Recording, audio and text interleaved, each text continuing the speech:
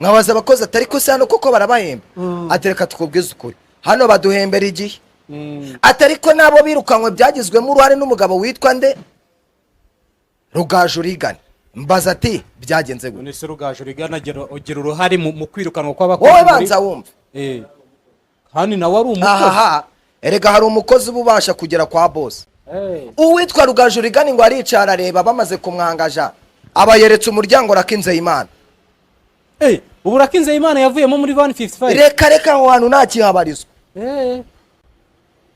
okay none se Nze Imana abaratangiye ati nyamara uyu muntu amafaranga ahembwa mbega ni nka ya mafaranga yo muri Manchester yasohokaga ntihagira bikorwa yaba no bari gupfa ubusa babarira mani yihorere dukomeze ati fata ku mavuta n'umuvugizi ati n'umuvugizi ati bite byafata ati nawe reka tube tumushyizemo ku ruhande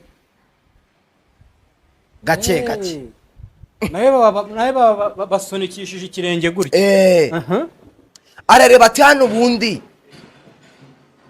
ko amafaranga aboneka muri weekend mu yindi minsi abantu badapfa kuza bit abakozi bari hano ni bangahe bamwereka urutonde rw'abakozi basanga bameze nk'abakora muri Beneri ni benshi koko aravuga ati aha turagabanya abakozi utemera umushahara turi bumugenere agenda hanyuma Rugaju Rigana ashinzwe iki muri we banza wumve rega ari ikintu bita umujyanama apana babandi bajya kugira inama bakire bakabakubita inshyi nese si wabonye nimba ari muri Ruhango nimba ari he abantu 9 bagira inama umukire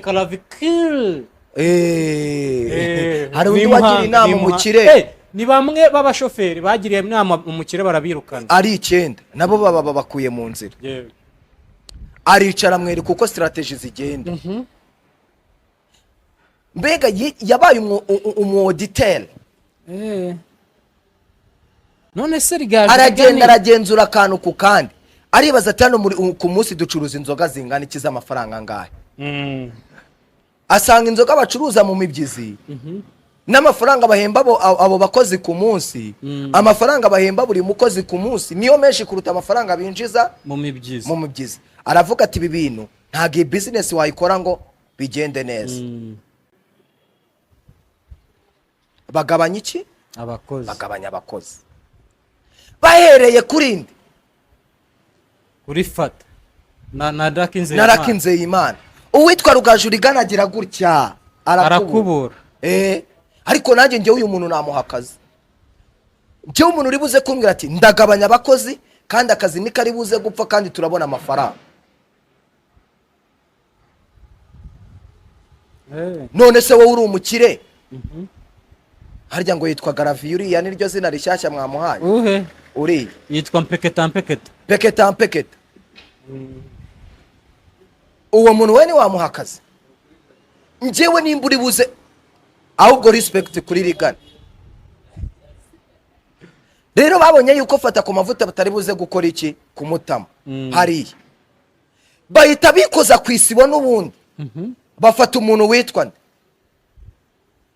Faustin Simbigarukaho asimbura fata none ubu iyo habaye match umuntu uri kogeza ninde Faustin nande na Rugaju Rigana amashimeshi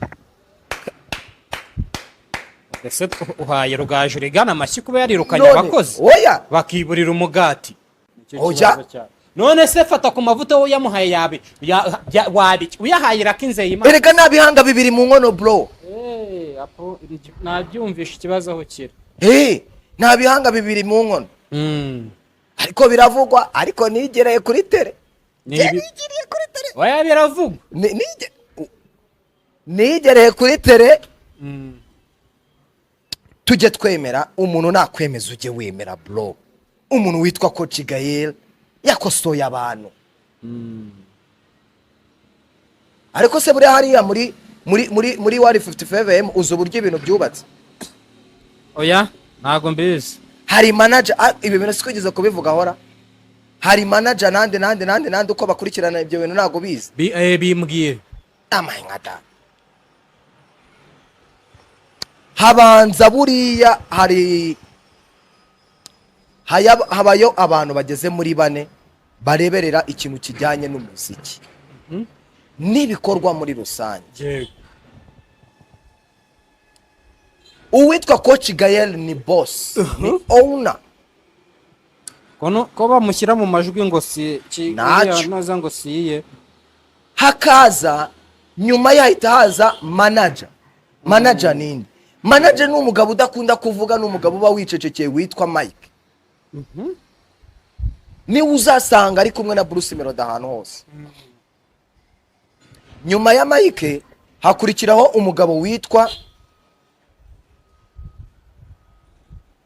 Kenny.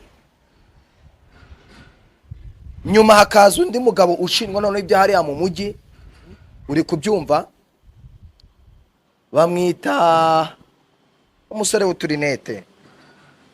Abo niko abo bantu ibintu byabo byubatse. Ariko witwa Mike na Kenny bari mu kijyanye, focus yabo ni umuziki wa 155 AM muri rusange. Nibo babikurikirana. Abandi bose none ibyo bintu bimaze kugenda gutyo, baraza bakaripotinga kwande kwa Gael. Kwa Gael nka CEO. Nka CEO. Sibyo? Kenny bamwe buriya ama-email yose aca kwa Kenny. Kenny nawe agasunikira uwitwa nde? Uwitwa Mike. Mike nawe akoherereza nde?